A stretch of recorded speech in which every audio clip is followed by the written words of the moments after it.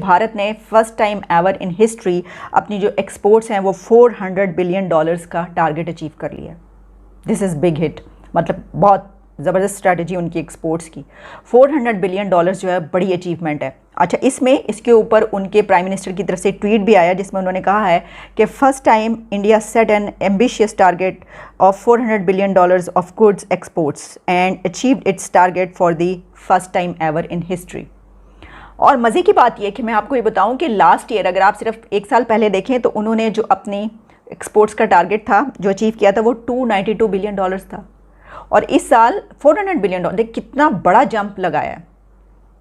और इसमें ये भी बात है कि ये नहीं है कि आईटी की जो है प्रोडक्ट्स हों या इस तरह से, नो, ये जो $400 बिलियन की एक्सपोर्ट्स हैं ये टेंजिबल गुड्स हैं जो वो थ्रू कोरियर भेजते हैं पूरी दुनिया में। मतलब उनके जो भी प्रोडक्ट्स हैं, जो भी एक्सपोर्ट्स हैं वो हैं ये, इसमें आईटी की प्रोडक्ट्स या इस तरह से कोई वो नहीं है।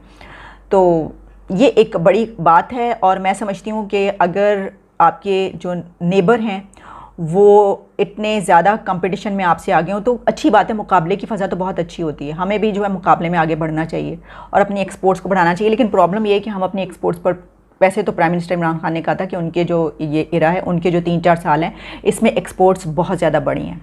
अब कितनी बढ़ी हैं ये मुझे नहीं पता, लेकिन मसला ये है कि एक तो हमारी एक्सपोर्ट्स हैं थोड़ी सी, और फिर हम कोई तवज्जो नहीं देते। हम देख लें ना किस किस्म के कामों में हम फंसे हुए हैं और कहाँ हम तो हमारी एक्सपोर्ट्स, इसी को आप देख लें, जिस तरह मैंने बात की ट्रेड की, तिजारत की, कि वो दोनों कंट्रीज़ कितने एक दूसरे के दुश्मन समझे जाते हैं, वो अपनी ट्रेड जारी रखे हुए, लेकिन हमने अपनी ट्रेड जो है वो ख़त्म कर दी। हमने नहीं की। हम इतने बड़े चौधरी बनते हैं, प्रधानमंत्री बनते हैं, इसको क्या करना चाहिए? अगर आप एक चीज़ को देखें कि इंडिया की जो एक्सपोर्ट्स हैं वो $400 बिलियन के टारगेट पे पहुंच गई हैं, और ये एक बहुत बड़ा, अब पाकिस्तान की एक्सपोर्ट जो है वो $32 अरब पे है। अब उनके पास एक बहुत बड़ी अपॉर्चुनिटी है कि वो दुनिया को लेके आ सकें और कह सकें कि देखिए आए आप कश्मीर में आए, हम आपको ये फला इन्वेस्टमेंट। देखिए कारोबारी शख्स जो होता है उसको कोई चीज नहीं चाहिए होती, उसको ये चाहिए होता है कि जनाब वो अपनी, उसको इन्वेस्टमेंट चाहिए होती है, उसको डेस्टिनेशन चाहिए जहां से वो प्रॉफिट बना सके। मैं देख रहा था कि कश्मीर के हवाले से इंडिया के पास, भले इंडिया बिजनेसमैन को लेके आ रहा है लेकिन उनके लिए वहां पे क्योंकि इंफ्रास्ट्रक्चर नहीं है बहुत सारी चीजों का, तो इस वजह से बिजनेसमैन इतने खुश नहीं है। मैंने ये निके एशिया और बहुत सारी और जगहों पे, और मैंने बहुत सारी ट्वीट्स भी देखी इस हवाले से। लेकिन क्वेश्चन ये है कि इंडिया ने 2018-19 में मेरा ख्याल है अपना जो टारगेट रखा था एक्सपोर्ट का वो $330 बिलियन के करीब था, अभी वो $400 अरब पे पहुंच गए हैं। अब मुझे ये बताएं, एक तरफ पाकिस्तान $32 अरब की एक्सपोर्ट करता है तो बाकी पैसे ऐसी मांगने हैं अपने उन लोगों से, वो जो हमारे फॉरेन एक्सपेट्रिएट्स जिन्हें हम वो बोलते हैं साढ़े जड़े, वो जिनके ऊपर सारी इमरान खान ने, जिन्हें कहते ना सारे मुल्क का झुकाव उनके ऊपर है, बेचारों के ऊपर। फॉरेन हमारे जो डियास्पोरा बाहर बैठा हुआ है। खैर एनी हो, अब $32 अरब की एक्सपोर्ट और $400 अरब की एक्सपोर्ट वाले में से कौन सी बात, किसकी बात सुनी जाएगी? सिंपल सी बात है, वो $400 अरब वाले की एक्सपोर्ट सुनेंगे। या तो हो ना हमारी एक्सपोर्ट इस तरह के, देखें ये आज का जमाना ये है कि लोग सिंपल आपके ऊपर लोग देखते हैं कि आप फाइनेंशियली कितने ज्यादा तगड़े हैं। अगर आप फाइनेंशियली तगड़े हैं, आपकी गेम अच्छी है, आपकी पोजीशन जबरदस्त है, तो लोग आपकी बात सुनते हैं। अगर ना हो तो लोग आपको क्यों मुंह लगाएंगे? ये एक जारी बात है, एक सवाल है, मैं समझता हूँ जिसको ज्यादा से ज्यादा हमें समझने की कोशिश करनी चाहिए। ये क्या चीज है जो चांद की तरफ जा रही है? गौर से देखो जरा। अरे ये तो US डॉलर है और ये तो ऊपर ही ऊपर जाए जा रहा है, नफसियाती हुदूद भी पार कर रहा है और रोज जो है वो तारीखी रिकॉर्ड बना रहा है।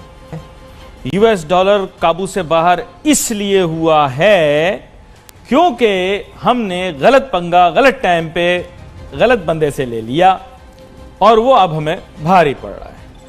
देखिए नाजरीन, ये चीजें सुनने में अच्छी लगती हैं कि हमने अमेरिका को एब्सोल्युटली नॉट कह दिया, हमने दुनिया को ये कह दिया, हमने उनको यूं कह दिया, हमने उनको कहा तुमसे बात नहीं करते।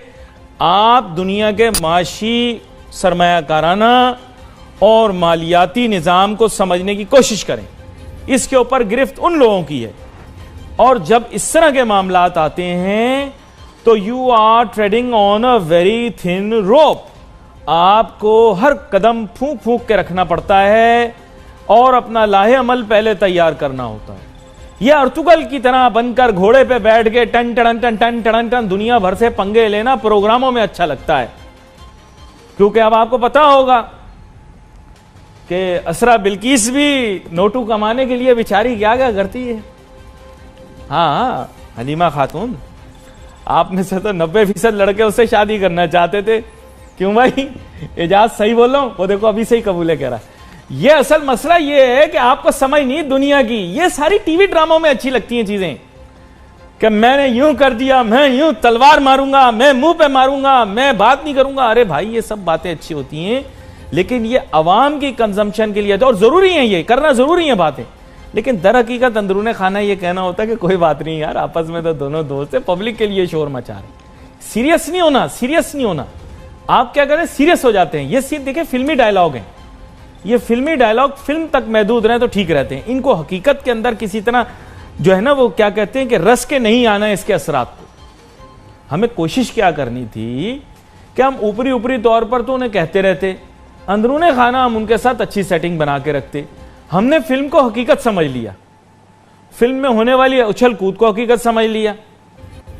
अब बात यह है कि इससे अब हमें बाहर आना है, हमें अपने ताल्लुकात ठीक करने पड़ेंगे, अमेरिका के साथ बिलखुसूस अपने ताल्लुकात ठीक करने पड़ेंगे, नहीं तो ये हमें अमेरिका वाले इतने छित्तर मारेंगे कि हम बंदे के पुत्र बन जाएंगे। ये मैं बता दूं आपको, इनसे पंगा अच्छा नहीं है। इनसे जिसने पंगा लिया है उसका इन्होंने बेड़ा कम गर्क कर दिया। ठीक है, श्रीलंका का आप देखें, श्रीलंकन जलीलो ख्वार हुए हैं बेचारे।